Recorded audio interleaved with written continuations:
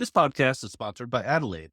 You've probably heard of Adelaide by now. This month, they announced a new product, Adelaide for Publishers. For the first time, publishers can leverage attention metrics to curate inventory, deliver attention insights, and drive higher CPMs.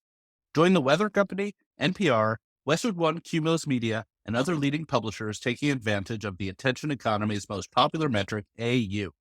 Maybe one day Mark will convince me to sell guaranteed AU slots on Marketecture, but probably not. Check out adelaidemetrics.com/AFP for more information.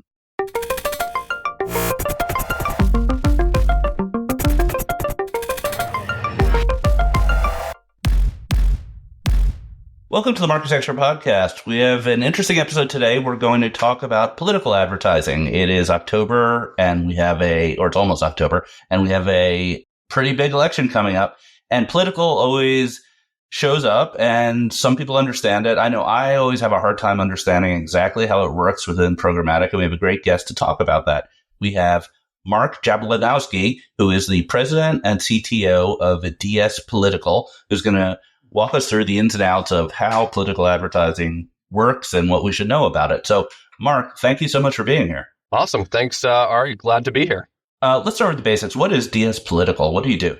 That's a great question. We are a digital advertising technology firm that helps Democrats and progressives get elected. So this year, we will be working with about 2,000 candidates and causes behind the scenes by operating a Meta demand-side platform and Meta onboarder. And it really is all about how we use data to activate supporters and turn out voters to win elections. All right. Well, I have a first question that's just a basic one, which is why do ad tech companies that do business in politics have to be blue or red? Why can't you service both? It's a really important differentiator. And I think you see some of the largest companies out there that can service both, but they have teams that are dedicated to strategy on each side of the aisle. At the end of the day, we are here not just to make a quick dollar. We're here because we care about the outcome of the election, and we're mission aligned with our clients. And because of that, we put a huge amount of money into R&D in order to outsmart the other side, not to mention all of the unique data assets that we have that just are not something that you want to share with your opponents. So the best providers in the political world are going to be partisan, and the best data vendors are going to be partisan because of that competitive edge. It would be hard to be neutral and sell your weapons to both sides and not care about the outcomes, I guess.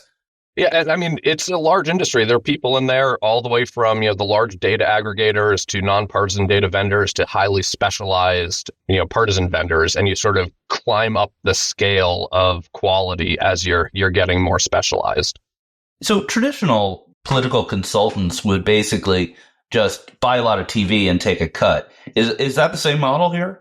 There is so much going on. And thankfully, we are in a world where we are not seeing as much. This is the first campaign where we are seeing at the top of the ticket a huge investment in digital. And so frequently you are seeing just the old school playbook of throw it on TV, get 1,000 points, you're matching your opponent, and it's just, an all out spending war. And we're really seeing for the first time some, seats at the big kids table for digital, which is a lovely thing to see. It's not going throughout the industry. It's not at every race by any stretch, but at the top of the ticket, we're at least seeing that on the Democratic side. So I guess conventional wisdom is that the 2016 was the Facebook election, and it kind of tipped it towards Trump. And is 2024 like the programmatic election or something else going on? It's a TikTok? There are a few big trends this year, but I think this isn't going to be a hot take or controversial. This is the CTV election. This year, it is all about how do you use the largest and most influential screen in the house to target ads and ultimately be more effective than that broadcast method that we were just talking about. Oh, that's really interesting. So CTV gets the younger voters, and you still have linear and, Fox News and stuff like that for getting the older voters. Is that how it kind of splits out? You have all ages and demographics using streaming at this point. And when you're looking at all the different supply paths into streaming television, whether you're on, a cable replacement or an ad-supported platform or any of the, native apps on the TVs, you just have so many different opportunities to interact with the consumer or the voter. Right. Let's talk about targeting and data, because I think that's one of the areas that's really unique about political. So where does the data come from, and what does it consist of? We are fortunate. We would make most marketers absolutely jealous with what we are able to access. And, I talk about it as a platinum level national CRM. And it is voting roll data, which is publicly available.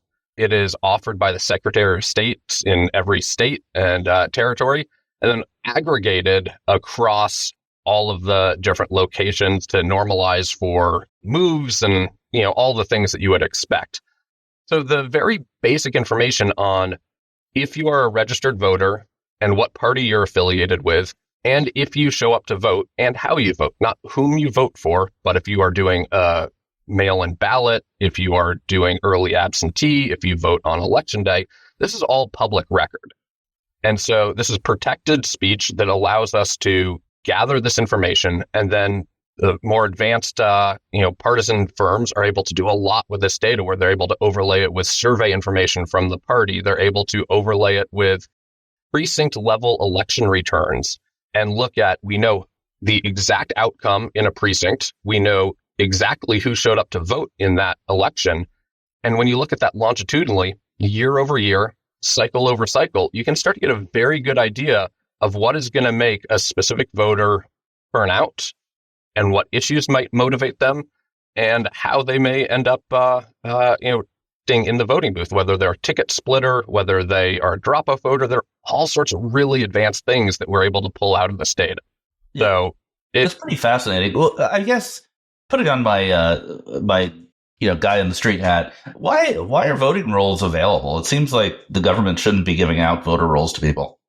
Yeah, this is something that has been, part of elections in America since the beginning. And you look at data-driven campaigning for the better part of 4 decades now. There really has been a huge data-driven component to political campaigns in the states.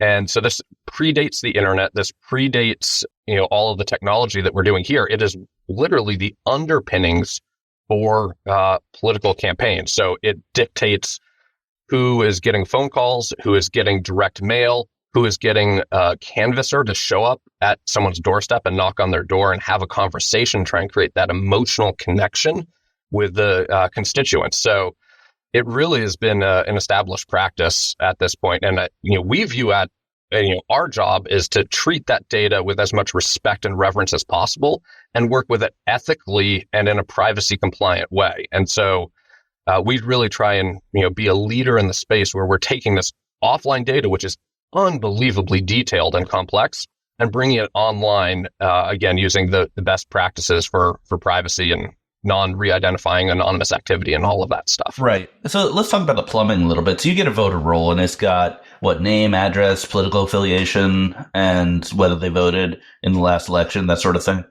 Yeah, name and address are really the main hallmarks of it. So physical address, when you register to vote, you have to be tied to a location. So it's a lot of based on physical address that's augmented with email and phone. And then we at DS Political, because we're in such a unique world in political marketing, where we have a short window to make things work, and then it's over. There's an election day, and you have either won or you have lost, and there's zero residual benefit. So with Black Friday, if you mess up something on the targeting, you're running a little bit over, you still have brand awareness and stuff that's going on afterwards. In campaigning, it's done. And so everything we do is trying to cut through the noise in a crowded environment, in a world where the person who's receiving the messaging may not actually be wanting to get this messaging, but we know that it is needed for them. So we've built this infrastructure that allows us to get the most reach and scale possible. It wouldn't make sense in a corporate environment, but in politics it does. So yeah, can you walk me through a sample campaign? Let's say it doesn't have to be real, but let's say I'm the Kamala campaign and I want to do a turnout campaign in Pennsylvania. Not that that's realistic or anything, but or you could say make up one that's less specific if you want. How do I go from the data you've got to a effective campaign that would drive turnout in a state? There are so many different components to it, and we really operate one very niche component. So we take the data and bring it online in a meta onboarding process. We're working with all the different offline to online partners, as well as some custom ones. And then we activate it as a meta DSP. So we're in market bidding across 3 different DSPs for every campaign that we run, again, in order to get that additional scale. So that's the part we take care of. But in order to have an effective campaign, you have to have creative that's been tested, and you understand that it is reaching the target with the right messenger and the right message. You have to understand the distribution channels and ultimately the broader campaign strategy for it. So we work with agencies that are doing the creative development with the message testing, and ultimately they will say, we need to reach, women between 25 and 45 online that care about the environment and, women's rights. And we'll be able to create that custom audience for them based on the data that we have in our platform, and they'll give us the assets that we will then distribute out. Right. So you're doing creative testing in sort of focus groups or online systems, and then you're overlaying sort of micro-targeted, regionally targeted photo roll data. Exactly. Right. You have like the world's hardest attribution problem, or maybe the easiest attribution problem, because if you won, it all worked, and if you lost, nothing worked. Is that how you do things? I imagine it's not. Our ultimate KPI is a secret ballot every other year. It is the world's hardest attribution problem. There's no question about it. Do you see polls moving as an attribution element? Like, could you see that your ads make the polls move? In certain instances, you would be able to, but the way that we really treat or test for efficacy, we love to test. We want to make sure that we're doing the right thing for our clients because, again, we care about the outcome. So we participate in a lot of EIPs and RCTs, so experiment-informed programs and randomized control treatment programs, where we are measuring the success of a program either in real time or after the fact to take learnings for the next time. And so, the gold standard, we're out there doing a control and a treatment and looking at what is working and adjusting based on that. But that requires either online panels or phone surveys or outside measurement that's not, baked into the campaign that you're running. There's no, you added this to the cart, so you're getting, your cost CPA where you want it. This is all about external factors because we're trying to win hearts and minds. And what's going on in the social landscape? Is it similar things? Can you bring voter rolls to the social platforms? Some allow you to, some don't. Different platforms certainly excel in different components of political advertising. Meta properties are great for fundraising and acquisition, where you're, being able to pull that money in, and, less effective for persuading people to vote because they curate the newsfeed and they don't want to let you to bombard their audience with a message over and over and over again in order to keep their clients happy. So it really is about where you need to be running for which goals you have. But I think, one of the big things that is also happening this year is influencers and how you're able to work through on the TikTok platform, which does not take paid political advertisement at all, yet creating organic viral content that then maybe you can boost off platform. While we're talking about, platforms that accept or don't accept advertising, how much does contextual matter? Do you want to appear in your political content, or do you not want to appear in your political content? This is really interesting. We've actually done a lot of studies around this, and consumers, voters who are consuming political content or even consuming news content are less likely to be persuadable just based on the fact that they are a higher information voter already. And so it can work for a certain, desired outcome. But if you're trying to persuade someone, running on a news site, while it's a high quality impression, probably is not going to be as effective as running on a gaming site. Is it fair to say that the undecideds are the least informed as well? I think that is a broad generalization, but it's certainly rooted in a fair amount of accurate information there. So you want to hit them on like recipe sites and cat blogs with Kamala loves cats. This kind of messaging. Yeah, we're the rest of the internet. We're anywhere. We care about the voter. We care much less about the platform that it's on. And so this is sort of the ultimate omni-channel. It is really, as long as it's a high quality, brand safe piece of content, we want to be there based on who the user is. So who's better at this, Democrats or Republicans? Well, this is an evolution over the years. I think Democrats have often been the people who have forged the newest technologies. And, I'm really proud. I was, formerly of the original Obama campaign, and, just seeing a lot of the great stuff that came out from digital campaigning back at this point, over 15 years ago to now. A lot of innovation on the Democratic side. We historically, as Democrats, have not invested in it after we've created it as much as Republicans have. So it's almost like we create it, then Republicans run down the field with it. But I think this year we are seeing that flip. And if you look at any of the spend numbers, you are seeing, without question, Democrats are creating a more modern campaign environment than they have, any time in history. So there's my perception, which may be totally ill-informed, which is that Republicans seem to be more willing to do kooky stuff in politics, like, NFTs with Trump's face on it, or, Steve Bannon was geo-targeting Catholic churches with, Catholic specific messaging and stuff like that, or dirty tricks, you could call it. But it feels like they're less traditional in the way they approach the media. Agree, disagree? Look, there are bad actors on all sides of the aisle, but I do think you have a lot of, pushing the boundaries, shall we say, on the Republican side. All right, here's a political question. So you are pretty familiar with voter rolls. You have voter rolls coming out of your ears. Are there a lot of illegal immigrants voting? There are not. This is one of those things that is 100% without question false. And so much so, during the Obama campaign, a couple of my friends and I created an application to help run the voter protection program. This is a long time ago, but this was basically an incident reporting system for poll monitors on the Democratic side. And I can empirically say there is not a lot of malfeasance that happens in this country. There is, incompetence or, challenges that happen at voting sites that cause issues, but generally it's based on running out of ballots, not that people are, trying to stuff ballots. Right. So when people on, let's say, X, Twitter say, why won't the Democrats just require an ID to vote?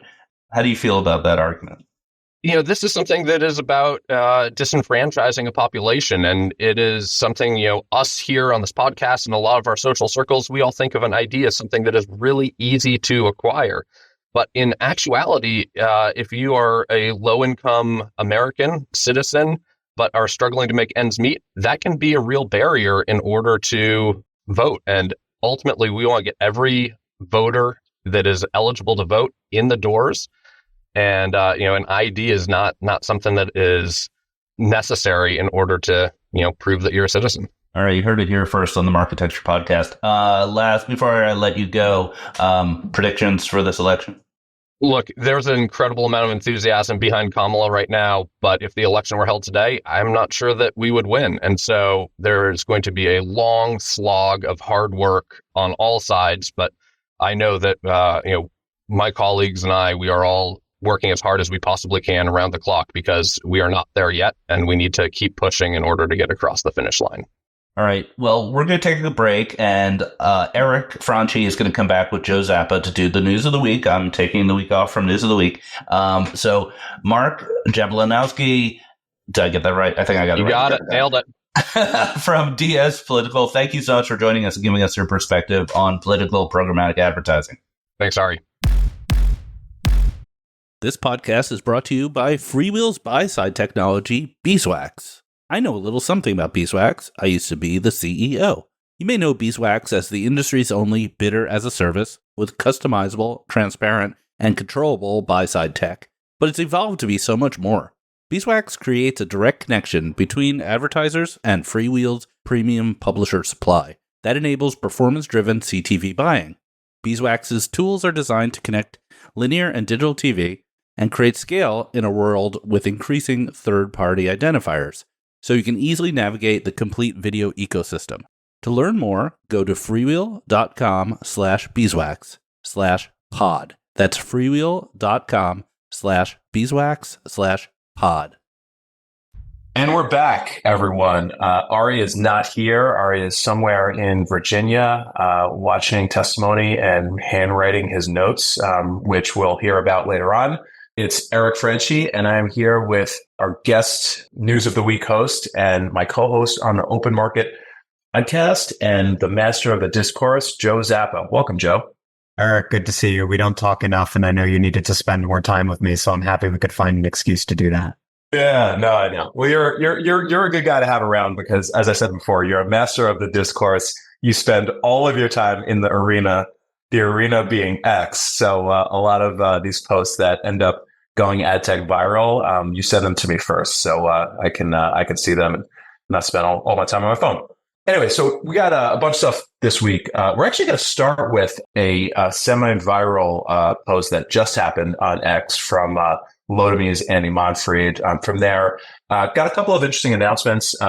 So TikTok has a new ad format that's going directly against both Google and Amazon. MetaConnect happened this week, so there's a bunch of interesting updates on the AI front and on the new format front, and then some other stuff to round it out. So we'll start with the Twitter post or X post. Man, where's the tip jar or the whatever jar it is that I'm supposed to put stuff in when I use the wrong word? Anyway, go ahead. What did Andy do that's got everybody riled up? So Andy Monfried, CEO and founder of Lodome, put out a post a couple hours ago saying that, quote, there is a weird evolution that is happening in our industry. And essentially what he claims is that the Trade Desk rose to prominence as the good guy challenger to Google, and they have now become like Google and are engaging in, quote, monopolistic and anti-competitive practices. Specifically, he says, DSPs in-platform tools for selecting inventory, buying audiences, and optimizing can and should coexist with new innovative methods such as curated PMPs. All of these are being controlled, throttled, and in many cases ceased altogether when working inside of the Trade Desk platform. So basically, Andy did a post, I think a week ago, describing Lodome's move into this curated PMP space. Generally, curation is becoming a bigger term and category. Scott Messer says there are like two companies that are involved in the curation picture. There are curation houses, like an Azerion or an Audigent or a Lodome, which are like one way to think of them as like this generation of what used to be DMPs. And they are like building custom audiences by applying data to media. And then curation platforms or SSPs, like Xandr has a Curate product, Index Exchange has something in that area. They are then pushing those PMPs to the buy side so that advertisers can transact against like this media that's been curated based on audiences. And so Andy is saying the Trade Desk is throttling this and sort of preventing brands from availing themselves of the curated media that we are developing. So I have a lot of thoughts on Andy's move here from a marketing perspective, but first on the substantive front, Eric, what do you think about these claims he's making about the Trade Desk? Yeah, I can't comment on the specific claims because I'm out of the operating space and have been for some time. But as an observer, and we talk about TTD a lot on this pod and their moves. Like they're clearly taking a self-appointed role as the arbiter of the internet, for want of a better word. Right, the three biggest DSPs are DV360, Amazon, and TTD. DV360 and Amazon are as big as they are largely because you have to use them as a buyer to get to the O&O inventory you need. With DV360, it's YouTube. With Amazon, it is obviously sponsored listings. TTD is basically, the balance of the rest of the open web. And then obviously there's, other DSPs like Viant and Yahoo, so on and so forth from there. So TTD has been coming out with products like the SP500 Plus, like the SP100 Plus or SP100 or OpenPath. So, very clearly, like they're moving in the direction of saying, we believe that, we have the best platform to access the best of the internet. So if you want the best of the internet, as defined by us using our tools and, connecting with data that we make available, we're the place to do it. And I think, by not allowing other inventory sources and data sources onto the platform, they're basically saying this does not meet what we believe to be the standard of, what the best of the open web is. Again, I'm not opining. I'm just sort of kind of analyzing this is my take on it. and they block it off, which creates, a difficult situation, obviously, for folks that are making inventory and data available and want to make it, easily accessible to buyers. Yeah. And to be fair, proponents of curation have argued that moving some of this curation function to the sell side does displace DSPs as the arbiters of media buying decisioning. And so it's not surprising that the trade desk would respond to that by saying, not so fast.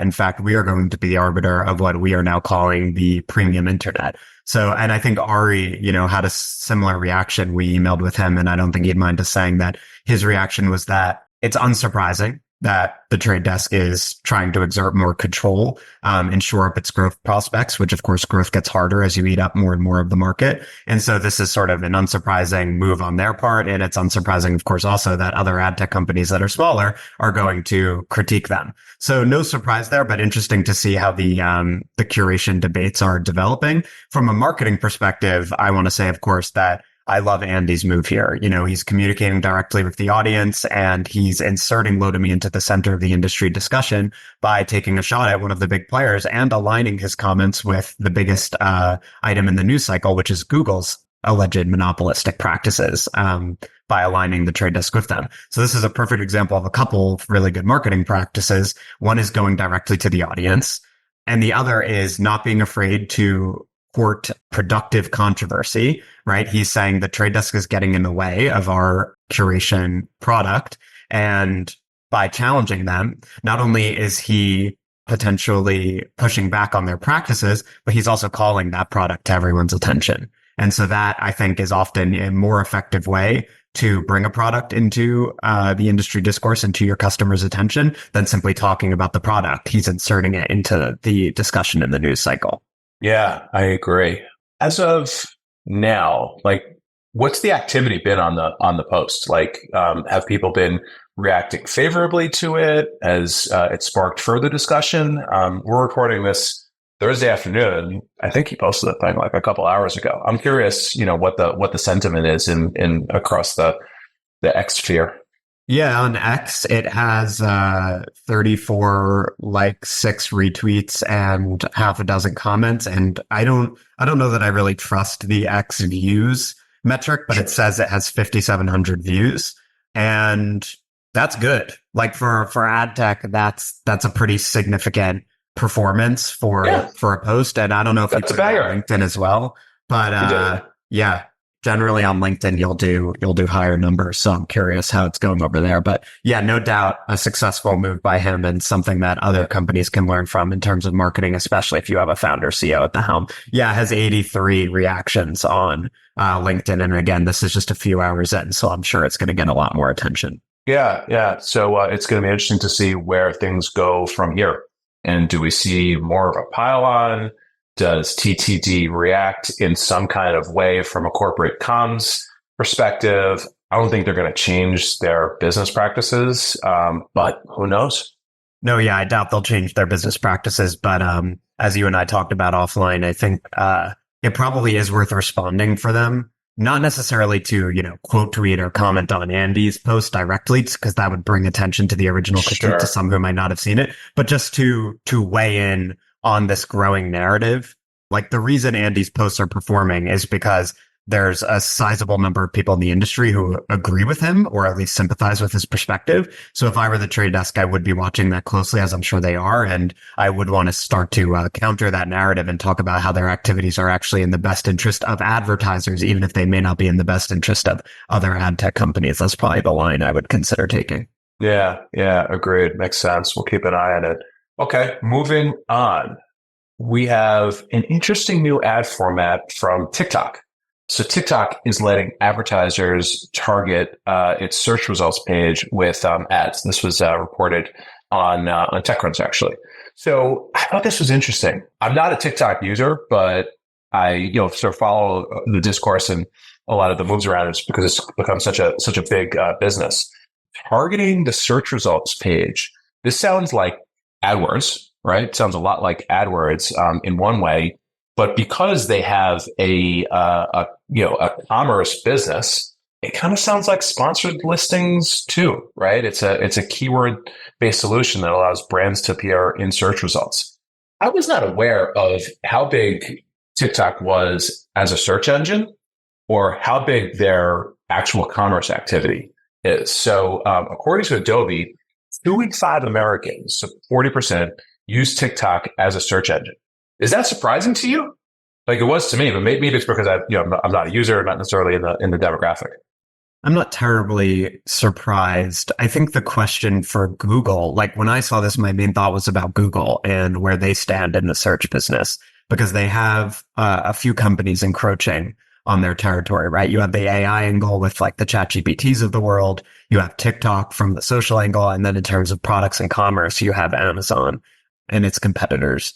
And so I think like a question is emerging, and I'm sure the smart folks at Google are thinking about this of, besides familiarity, which obviously drives a lot of Google's remaining advantages in search, why in 2024 or why in 2029 are you going to use Google for search instead of TikTok, Amazon, Reddit, and others? Like familiarity is one. Another thing that I think is useful about Google is the links. Like I don't necessarily love that ChatGPT is going to give me like a synthesized answer from a bunch of different sources, and I don't necessarily know where all the information came from and such. So I think Google is useful in that regard. But yeah, I mean, their search business and then by extension, their search advertising business is facing this competition from several different angles, and they're going to need to think about how to innovate and differentiate to maintain their leadership position. What was your reaction? Yeah, for sure. So there's the search piece, which again is significant because there's a big search business that there's basically no alternative to besides Google. The other thing, and Connor from Luma pointed this out, before we talked about Amazon's ad bids, like right before they really launched an escape velocity, everybody used to talk about how 55% of shopping searches start on Amazon. And that was like, kind of the nugget that got everybody thinking about, Amazon just being this like potential beast of a business. So, this feels kind of significant. Any idea how much TikTok Shop revenue is forecasted to do in 2024? Couldn't tell you. Lay it on me. TikTok Shop is forecasted to do 17.5 billion in 2024 in the US, a tenfold increase from 2023. So this is at once a big search business, a big ads business, and a big commerce business. So it feels like something everybody should be paying a lot of attention to. Mm-hmm. Yeah, it also speaks to the increasing tide between, or the shortening path between just like capturing attention and then using that attention to move product, right? As opposed to like the old school model of like you had media and people would have attention, then you would drive them to the platform, the commercial platform. Now just more and more like everywhere where your eyeballs go, you then like make the purchase directly on that same property. And obviously TikTok has been pretty masterful at making the social commerce phenomenon happen. Yeah. I talk to a lot of people that just talk about how they buy the weirdest stuff on TikTok and they have no idea until after they've purchased it and it's reached their house, like why did I even buy this thing and what's the use case for it? We didn't talk about it last week, but on this thing of like shortening or frankly eliminating the purchase path, which I think is like a really significant thing with the new Roku Ads Manager product. Bit of a departure, but it's thematically very aligned. What they're doing is making shopping very seamless from your remote through an integration with the Shopify store. So if you see something through an ad on Roku that's powered by Roku Ads Manager, you can just buy the thing because it's connected to your Shopify account, and you can either pay with your Roku account or your Shopify account. So this idea of like shortening the purchase path, I think is a real direction that, is so obvious. Well, and in doing so, Roku is solving what I think is, maybe the biggest barrier to CTV's massive growth, which obviously CTV is doing well as a category anyway, but to the extent that it has a barrier, it is this like bottom of funnel activation piece. It's like, we know it's extremely good at capturing attention. People spend hours and hours a day with it. It's a big screen, et cetera. But can you convert that attention into purchases? And lo and behold, that product exists to solve that problem. Let's move on. So, again, we're recording this Thursday, September 26th. Meta Connect happened yesterday on Wednesday, and there are a bunch of like super interesting announcements. We'll talk about two here. But before we do, can you give us a a fit check or a rating of Zuck's outfit. So for those that are not aware, Zuck has had a sartorial transformation of sorts. He grew his hair out, he's wearing gold chains, and he's got these cool custom oversized t-shirts. The one that he's wearing yesterday says Zuck or nothing in Latin. What do you think? Zuck or nothing, I don't know about. That's like maybe giving dictator a little bit too much for me. But he does love the Roman Empire, as is widely known. So maybe we could view it as a sort of lovable nerd affectation. But in general, very much a fan of the 2023-2024 Zuck rebrand as like a cool guy who just loves like building shit and fighting people and, drinking beers on boats, as opposed to the robot Zuck that existed for his first like 18 years in the public eye. For sure. Okay. On to serious topics. So there's two things I want to talk about. The first is there was a ton of AI updates and enhancements, like seriously cool stuff, and a lot of things that are targeted to marketers and SMBs. You can have AI powered chats in the Messenger app with customers, like really, really cool stuff. And we'll put a link in the newsletter. But there was one key nugget in the AI announcements that I thought was worth calling out and talking about for a sec. So everybody talks about Gen AI and ads. We had the Viant AI viral video last week. But, many people think that AI is like coming or it's not really here at scale. With Meta, Gen AI is like here at scale. So listen to this, Joe. More than 1 million advertisers are using their Gen AI tools today, and 15 million ads were created with their Gen AI tools last month.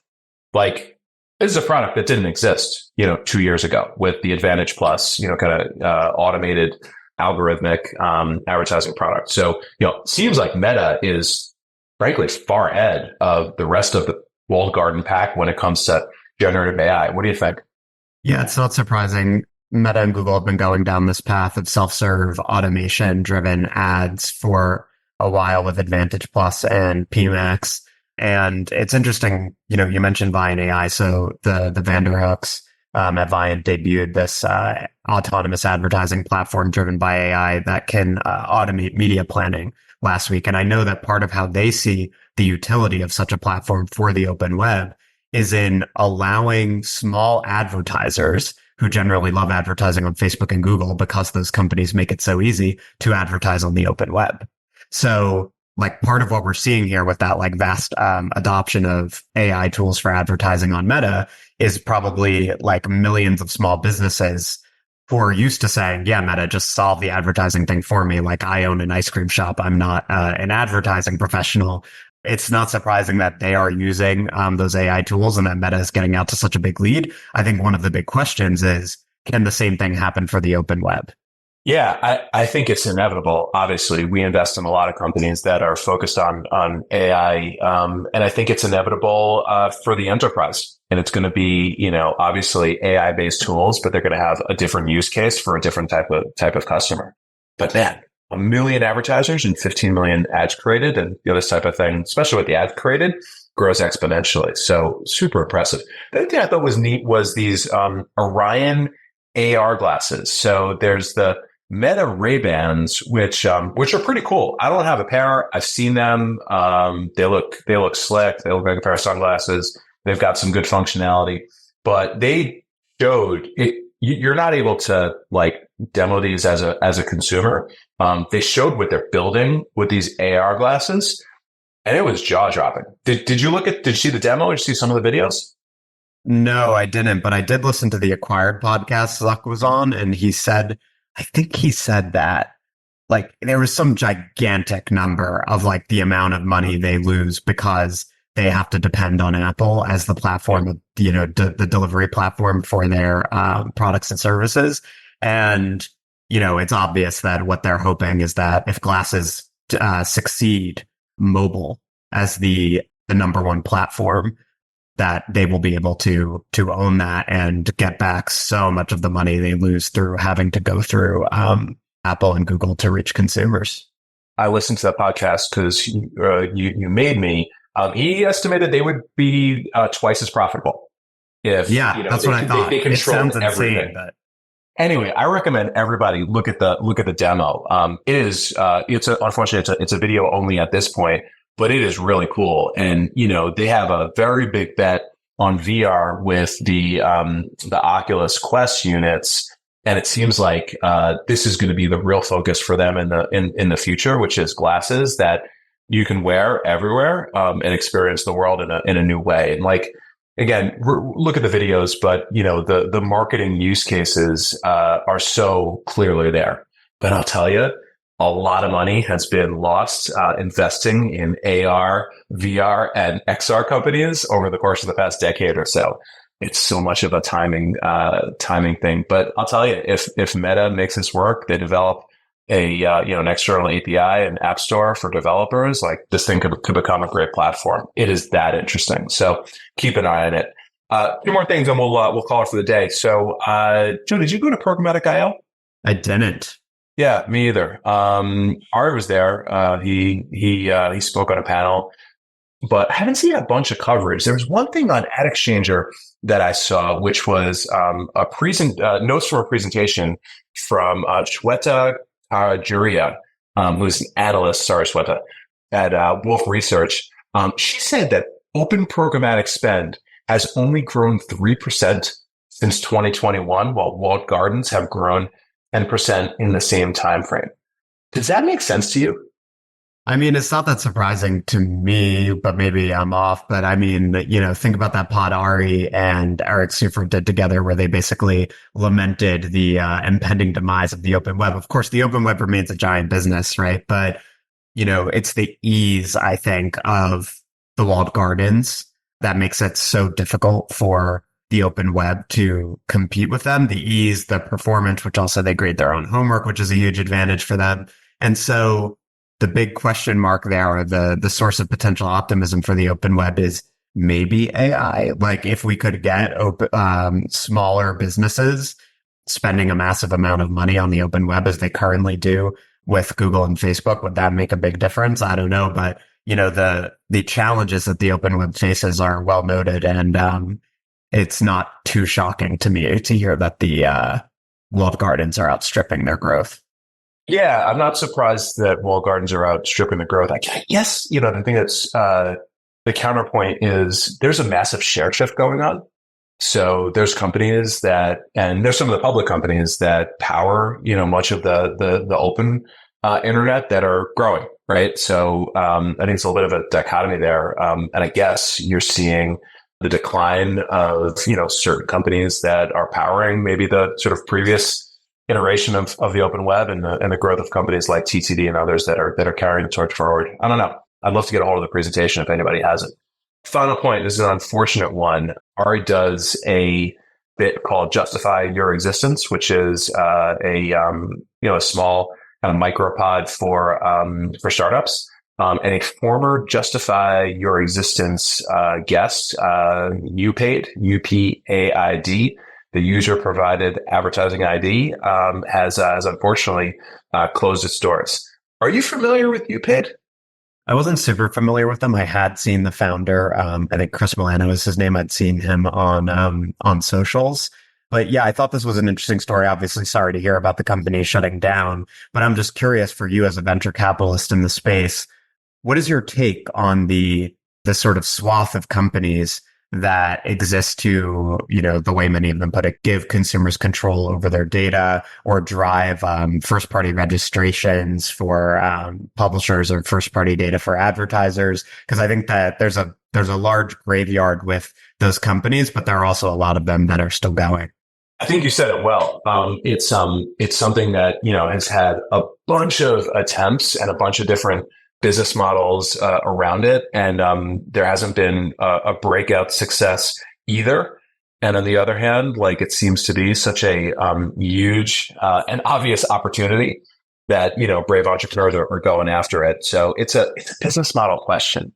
When you have these great intentions to compensate users, but the compensation isn't really anything, or the rewards are really that compelling, or the value exchange isn't really there, or users just don't respond to it. It becomes really, really difficult. We've got a company in the portfolio called Bonbon that has a innovative way of doing this. And as a VC, I feel like it's certainly a category that's had an uphill battle.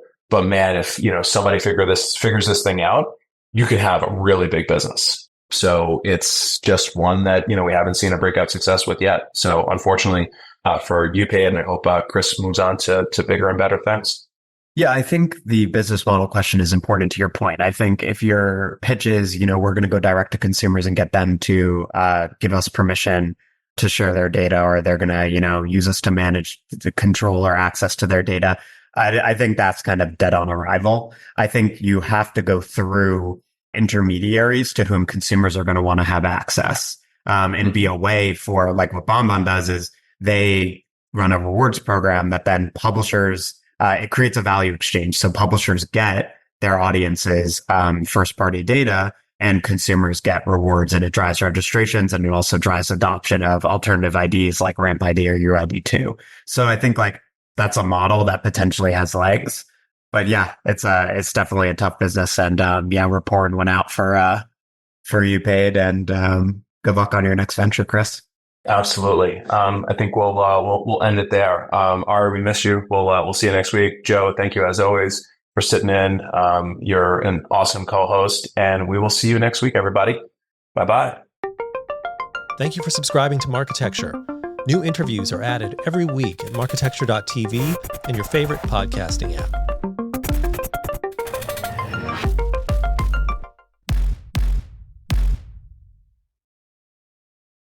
Thank you for listening to the Marketecture podcast. New episodes come out every Friday, and an insightful vendor interview is published each Monday.